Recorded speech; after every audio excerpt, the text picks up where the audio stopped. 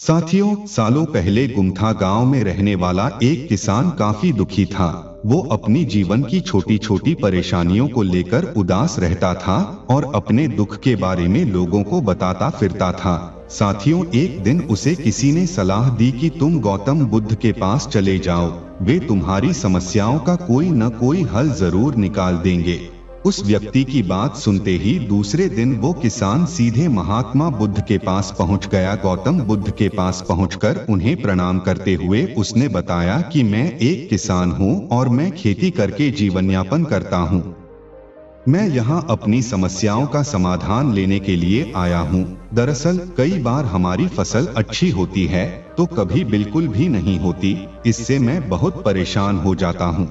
साथियों, इतना कहने के बाद किसान ने आगे कहा कि मेरी पत्नी है और वो मुझसे बेहद प्रेम करती है, पर कभी कभी वो मुझे बहुत परेशान करती है। उससे मैं तंग आ गया हूँ और कभी कभी लगता है कि अगर वो मेरे जीवन में नहीं आती तो मैं कितने अच्छे से रहता।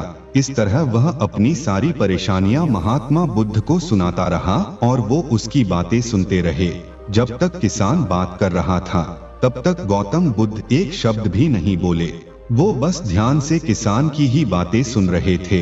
परेशानी बताते हुए किसान बोलता है कि मेरा एक बच्चा भी है, वो है तो काफी अच्छा, पर कई बार मुझे परेशान करता है और मेरा कहना नहीं मानता। उसके ऐसे व्यवहार से मुझे लगता है कि वो मेरा बच्चा नहीं है। ऐसा कहते हुए किसान अपनी सारी परेशानी को बताता गया। इस तरह किसान ने अपने जीवन का सब कुछ जो उसे सताता था और दुखी करता था वो गौतम बुद्ध को बता दिया। अब किसान के पास उन्हें बताने के लिए कुछ भी नहीं बचा और उसका मन काफी हल्का हो गया। महात्मा बुद्ध से सब कुछ कहने के बाद वो उनसे अपनी परेशानियों के समाधान की उम्मीद लगाए बैठ था। काफी देर तक गौतम बुद्ध के जवाब का इंतजार करने के बाद ब्रेसब्र होकर किसान ने ऊंची आवाज में महात्मा बुद्ध से पूछा, क्या आप मेरी समस्याओं को लेकर कुछ नहीं कहेंगे? तब गौतम बुद्ध बोले, मैं तुम्हारी किसी तरह से भी मदद नहीं कर सकता। किसान ने महात्मा बुद्ध से ऐसे जवाब की उम्मीद नहीं की थी। वो उनका जवाब सुनकर हैरान हो गया। उसे अपने कानों पर भरोसा नहीं हो रहा था। उसने भगवान बुद्ध से पूछा कि ये आप क्या बोल रहे हैं? क्या आप मेरी समस्याओं का समाधान नहीं कर सकते? मैंने सुना है कि आप सभी की समस्याओं का समाधान करते हैं, तो मेरी समस्याओं का क्यों नहीं करेंगे? साथियों, महात्मा बुद्ध इस बात पर किसान से कहते हैं कि आपके जीवन में जितनी कठिनाइयां हैं उतनी हर किसी के जीवन में होती है और सबको अपनी छोटी समस्याएं भी बड़ी लगती हैं। आपके जीवन में कोई ऐसी समस्या नहीं है जो दूसरों को न हो। हर व्यक्ति को अपने जीवन में सुख दुख का सामना करना पड़ता है। हम चाहे जितनी भी कोशिश कर लें, लेकिन हमारे जीवन में सुख और दुख दोनों आएंगे ही आएंगे। कई बार हमारे अपने हमें बेगाने लगने लगते हैं तो कई बारी बेगाने हमें अपने लगने लगते हैं। सभी का जीवन ऐसी समस्याओं से घिरा हुआ है जिसका कोई समाधान नहीं है। अगर किसी के जीवन से एक समस्या जाती है तो दूसरी समस्या आ जाती है। ऐसे में तुम एक समस्या का आज समाधान कर लोगे तो तुम्हें कल दूसरी समस्या का सामना करना पड़ेगा।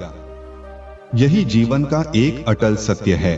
साथियों, बुद्ध की बातें सुनकर किसान को गुस्सा आ जाता है और वो उन्हें बोलता है कि लोग आपको महात्मा कहते हैं।